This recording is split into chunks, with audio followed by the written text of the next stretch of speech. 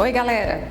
Meu nome é Adriana, sou psicóloga e trabalho na Escola Técnica do SUS. Hoje nós vamos estar conversando um pouquinho sobre a importância da prevenção do suicídio e a valorização da vida. Bem, o suicídio é um problema de saúde pública. Ele atinge crianças, adolescentes e adultos. E nós precisamos entender como que é a dinâmica desse tipo de problema, o que desencadeia esse tipo de problema. Então nós temos aí algumas situações, problemas familiares.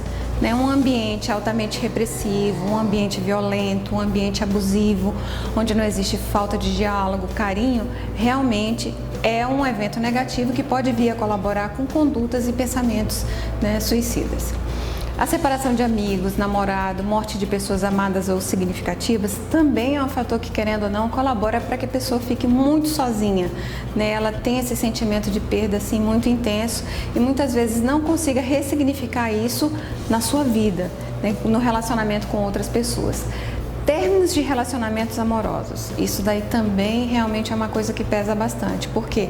Porque muitas vezes a pessoa joga muita expectativa no relacionamento, no outro, e acaba realmente, a partir do rompimento, caindo, então ficando no vazio, ficando sozinha, e ela muitas vezes não consegue lidar com esse tipo de sentimento.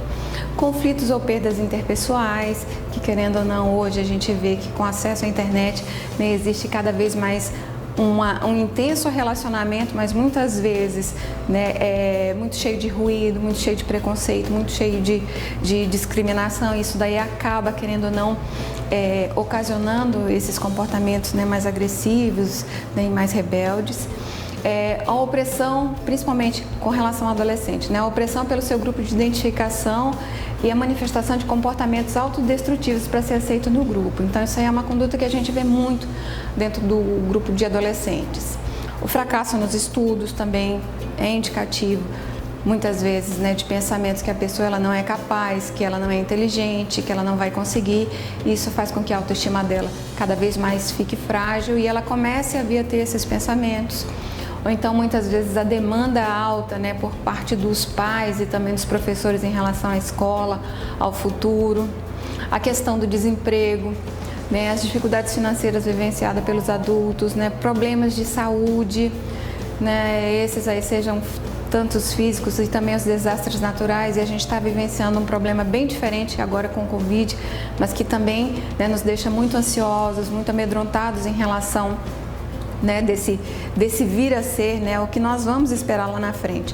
Então, tudo isso daí pode ser indicativo, sim, de problemas que, se não forem direcionados, se não forem ouvidos, eles podem vir a se manifestar como sendo realmente pensamentos destrutivos da pessoa em relação à sua própria vida. Então, assim, para que vocês possam entender, todos esses fatores desencadeadores, eles podem desencadear transtornos, Quais são os tipos de transtornos mais comuns na pessoa que apresenta comportamento suicida? Bem, transtornos de depressão, transtornos de ansiedade, abuso de álcool e outras drogas, muitas vezes transtornos alimentares, alguns até apresentam transtornos psicóticos e algumas dessas pessoas muitas vezes já manifestaram comportamentos suicidas anteriormente. E o que é importante a gente conseguir identificar nas pessoas que estão convivendo conosco, sejam alunos, sejam adultos, no nosso ambiente. Primeiro, se a pessoa começou a perder o interesse nas atividades que ela desenvolvia anteriormente, se a pessoa começa a apresentar má condutas, muitas vezes os alunos em sala de aula, eles ficam rebeldes, ou então eles ficam muito calados, e antes eles tinham um comportamento mais extrovertido, mais interativo, tá? Então as faltas nos alunos também, as faltas não explicadas ou repetidas. Então, assim, todos esses aí são comportamentos e condutas que está fazendo com que a luzinha fique amarela. Existe alguma coisa, existe algum problema acontecendo em relação a esse aluno. Então, isso tudo pode indicar o quê? Um tipo de sofrimento, E tem que ser observado, gente, tá? E quando a gente fala no adolescente, a gente também não pode esquecer de falar da questão do autolesionamento.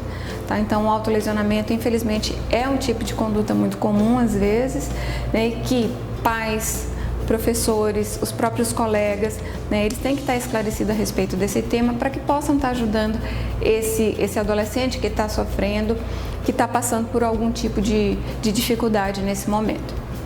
E aí, assim, como lidar com tudo isso? Gente, antes de mais nada, é importante que a gente tenha sensibilidade e respeito. Então é muito comum hoje as pessoas rotularem, porque o fulano é fraco, ele fez isso, fez aquilo. Gente, não é nada disso.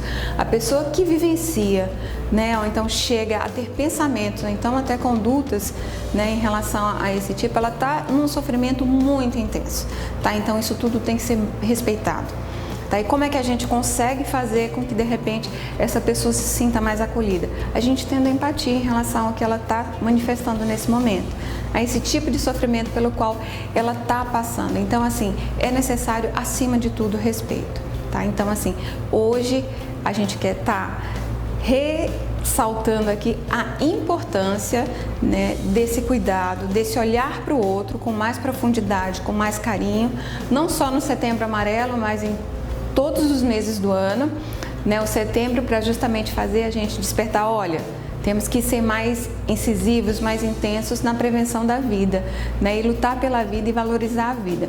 Então a gente quer nesse momento aqui estar passando para vocês algumas informações em relação a como poder ajudar alguém que está nesse momento sofrendo ou então passando por algum tipo de dificuldade, tá? Então assim, valorizar a vida sempre, todos somos importantes.